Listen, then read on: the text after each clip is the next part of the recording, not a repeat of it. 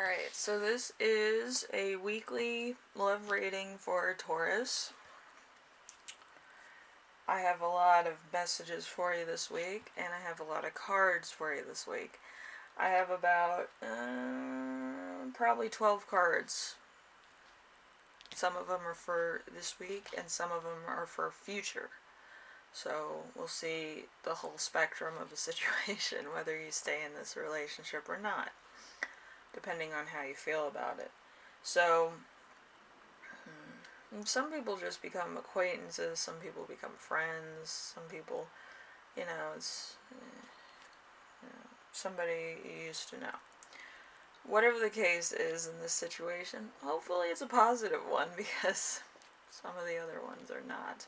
But anyway, let's get into the reading with the first card. The first card is going to be the love theme, which is going to be the Page of Swords.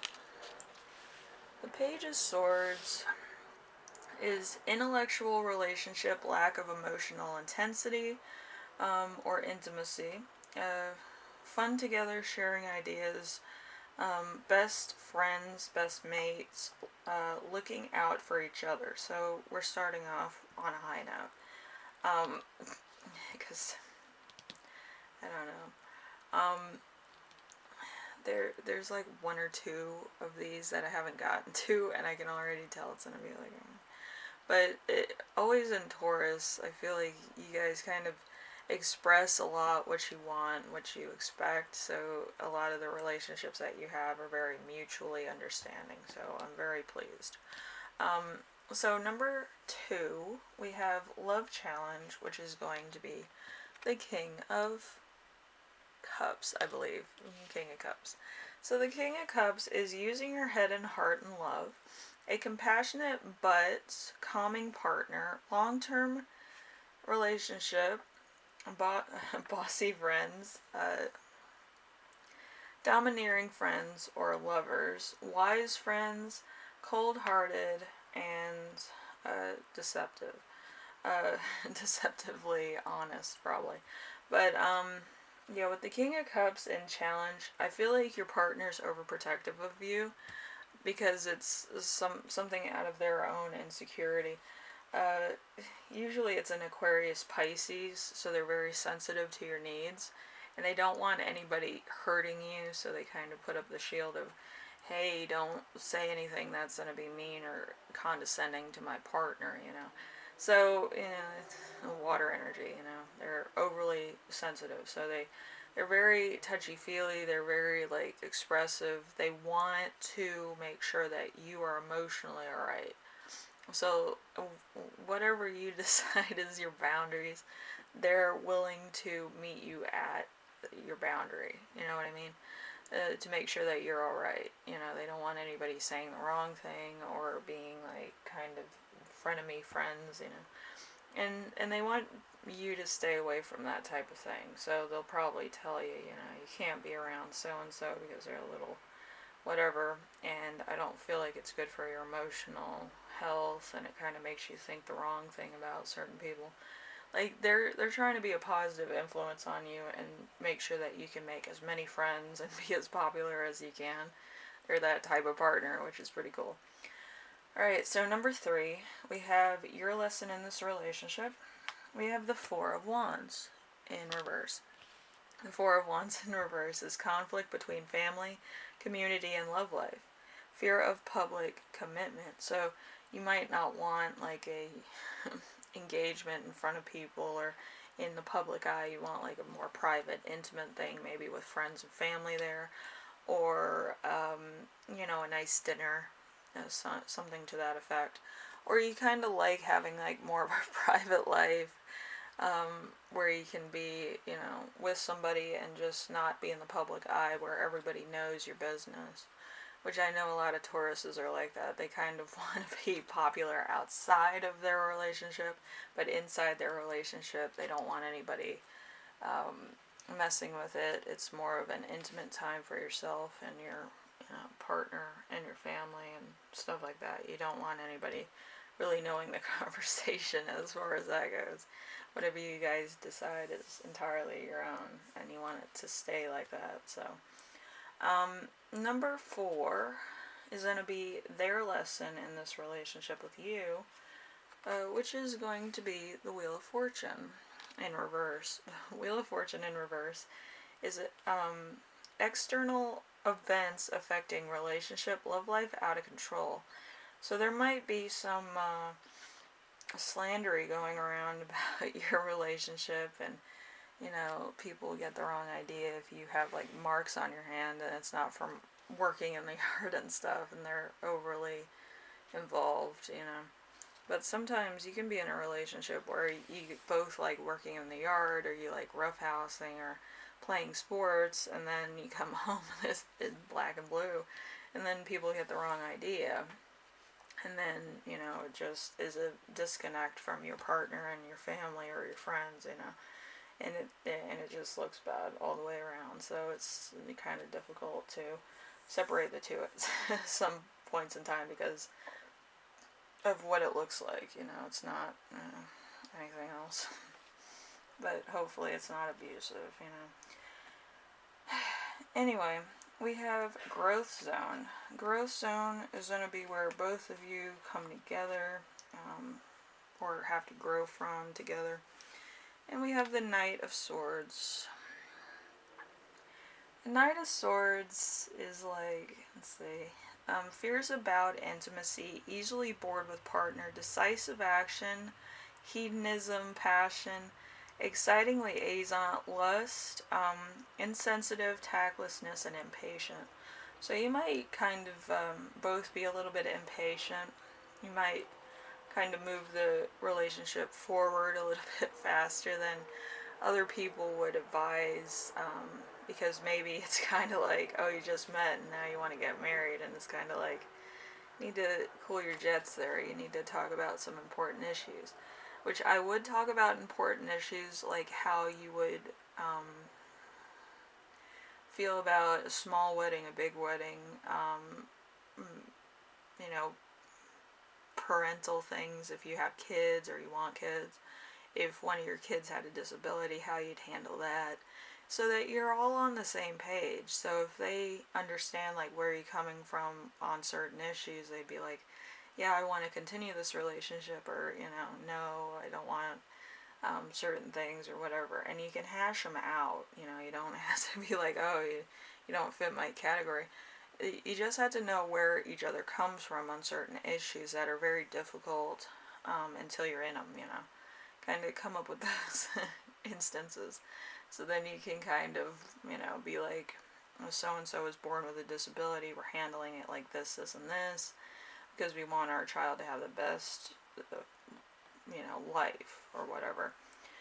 But, yeah, you both need to be on the same page as far as children are concerned, as far as a family's concerned, and how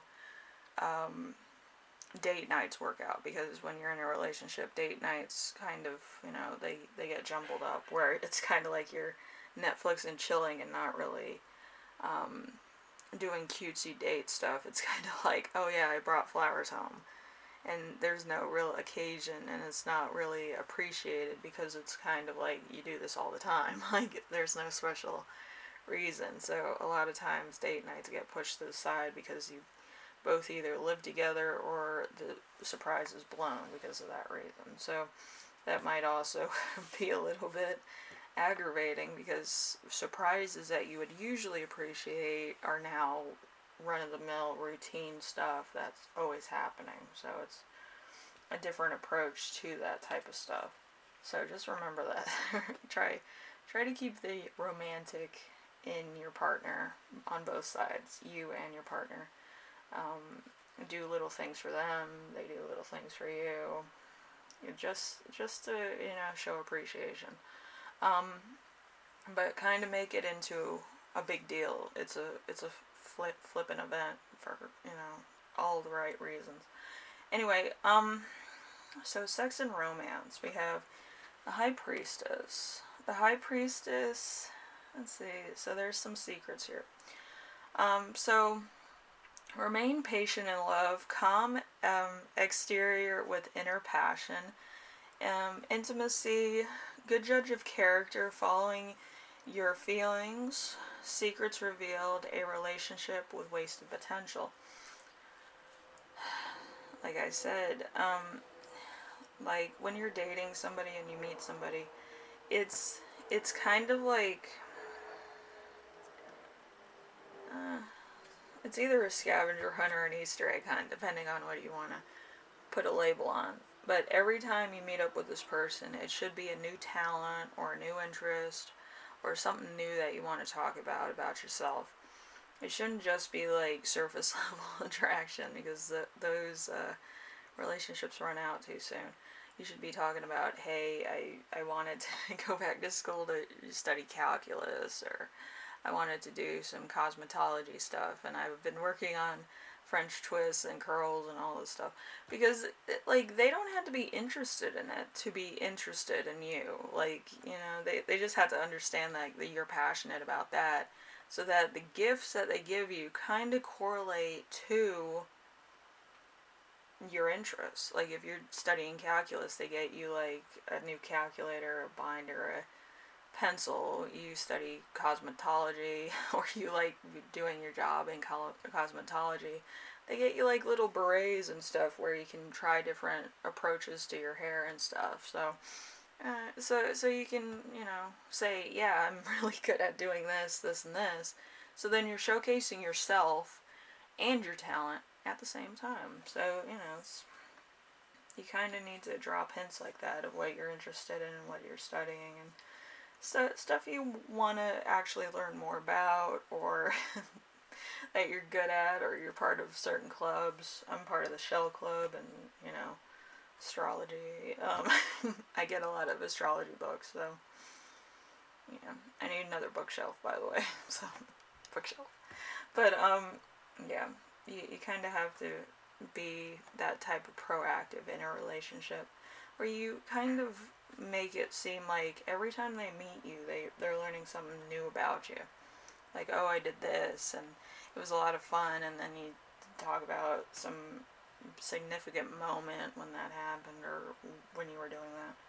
But, yeah, people remember stuff like that. I mean, if they're interested in you, they remember a lot about you.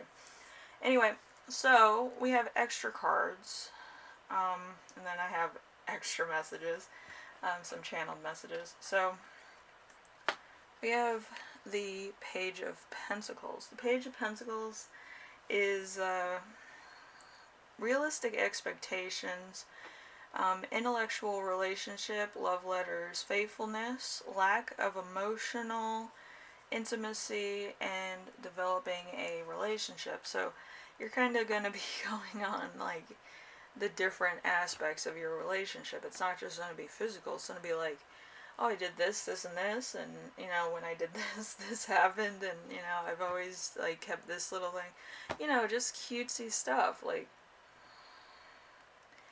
it's going to be very interesting to actually have a relationship that actually takes you places, instead of keeps you kind of like questioning, should I be doing this or should I be doing that. If you're in a relationship where you had to question their next action, then you're in the wrong relationship, or you're not doing the right things. So, you know, I should know. And then we have the Knight of Pentacles. The Knight of Pentacles is a faithfulness, loyalty, but stubborn lover. Steady, secure relationships, traditional relationships, long-term relationships, dependability, need to accept others' point of view. So you might not agree on a lot of things, but you should agree on that your partner has very different views from you, and you might not understand it all the time, but it does give you a deeper, you know, understanding of different things. You don't have to agree. One of you could be, you know, different cultural differences, different political views, different, you know, artists, you know, but, you know, it's all a difference of opinion, which actually helps you grow in character and in faith, and also opens you up to more topics, you know, so it's not a bad thing to have different views. It's just that you both are going to be on different sides of the fence, that's all. Alright, so the Ace of Wands. The Ace of Wands is excitement and passion and love, flirtation, romance, attraction, new romances, romantic inventiveness, and twitted affections. So there might kind of be affection that's given through the receiving of gifts or compliments. I think that's what twitted affections are. You have to pay a compliment and then you get something back, type of thing. But there's a lot of different things going on here. I feel like there's a little bit of experimentation going on here too. So this is Two of Wands. Two of Wands is, let's see, setting romantic goals, making plans in love, planning future together, winning their hand, getting a date, acceptance, overcoming self-doubt, making friends. So you could be making friends first. So you kind of have like little secrets and you write each other letters with a gel pen, you know. I did this today and I'm doing this, or I like doing this, and I was thinking about, if I could do that and get off work for a week, whatever. Fun stuff. I myself do that. I write notes to myself. It's funny. But yeah, it's you're getting different facets of yourself. You might be getting in touch with your inner child as well, and they might be getting in touch with their inner child, where they're like, oh, we should make a secret fort and like have movie night or something. Or we might want to go out to the beach and collect seashells. Whoever collects the most seashells pays for dinner, whatever. But yeah, you'll come up with little games and cutesy stuff to do too. Anyway, we have the Eight of Swords. The Eight of Swords in reverse is clearer perspective on relationships, active role in love life. So it's more of a relationship that has legs, instead of like when we get home, oh, I'm gonna do this to you. So boring. Anyway, but if you have a best friend, y'all can be like Bonnie and Clyde. You can be like, we're gonna do this, this, and this. We're gonna have a load of laughs. We're gonna do this. We're gonna be little jokesters. And when we get home, we're gonna probably chill out and do some other stuff. But it's better to have a relationship that has legs, so then you always feel comfortable in each other's presence, no matter what you're doing. So Then we have the Star in reverse. The Star in reverse is extreme criticism, loss of hope about romance, lack of confidence. So there's like somebody could shut down in this relationship because of somebody passing or something happening in the future, which kind of changes this person's perspective on the relationship with you, where they don't feel like themselves anymore, which is not your fault. It's probably a difference of feelings. Like, you might be like ready to have fun. They're probably going to be on the thing of, I need to mourn so I can feel better. Like, people mourning, it takes a while. But yeah, whatever comes out of this relationship, it's kind of like it's a learning curve for you, because you've never been in like a relationship that can be comfortable wherever, and then have a change in your partner where you don't really know what to do. Usually what you do is you actually start writing a journal to encourage them to get better, feel better, and just tell them about the good times and stuff. And it brings them back around to say, I need to get out of my rut, because I have a friend that, needs me to go on adventures with and have fun with and stuff like that. So it might take a while, but they'll come around. And they could also find somebody else, you never know. But you do have to kind of get in touch with yourself. you can't always have superficial relationships. They don't last too long. So anyway, I do have channeled messages. So a good friend, a best friend, spending time with someone who you feel amazing with or think is amazing. There's workplace training here. There's also the art world, building an idea, business plan, funding, a promotion, having specialist skills, a new career opportunity, wanting a better life, moving to a better place, reaching new heights, studying, a trimdic knowledge. A trimdic knowledge is kind of, it's more philosophy than it is actual knowledge. So it's more of statistics and how people feel under certain stresses and stuff like that. It's brain science is what it is. But yeah, I feel like your person's kind of, really smart, and you might kind of be one of these people that expects a lot. So it's kind of like you have to meet each other in the middle if you want this relationship to continue. Like, it's not one-sided, it's two-sided, where you're gonna have to help this person and they're gonna have to help you, okay? And it's gonna be really hard because both of you kind of have a I don't want to say ego, but it's kind of on that level where it's kind of more self-centered towards you or the other person. So it depends of what the situation is. So you both have to kind of meet each other in the middle, where you're both seen as individuals and not as, people that need to be dealt with, and that's very hard in this type of relationship, because one person's like, I'm going to school for this and this and this and this, and I want to be a doctor or analyst of this and this, and then you could be on the other spectrum, being more idealistic or materialistic with certain things you want to achieve in your life, like more tangible items. So it's, one's a thinker, one's a material provider. Okay, so it's very hard to have these two personalities slapped together. Okay, so where you love having new things, this other person might be very spiritual, and kind of like a monk, so it's a difference of opinion, but you both have to come together for a common cause. Okay. Anyway, so there's a lot of sensitivity, mystery, imagination, and power in this relationship. So depends of who has the power, who has the imagination, and who is the mysterious one.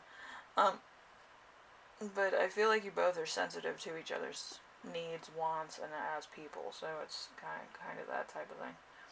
Anyway, Taurus, hopefully this helps you out in some way, shape, or form.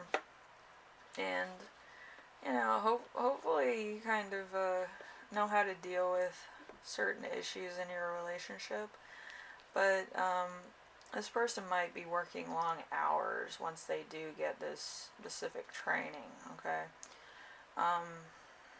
It might be a little bit hard to understand why exactly this is a big issue or this is a big thing for whatever reason, depending on if it's a spiritual journey or if it's an analytic journey, okay? It's two different types. It's either math or it's going to be very spiritual, where spirituality helps a lot of people. So, like, everywhere you go, it's going to be like an interruption.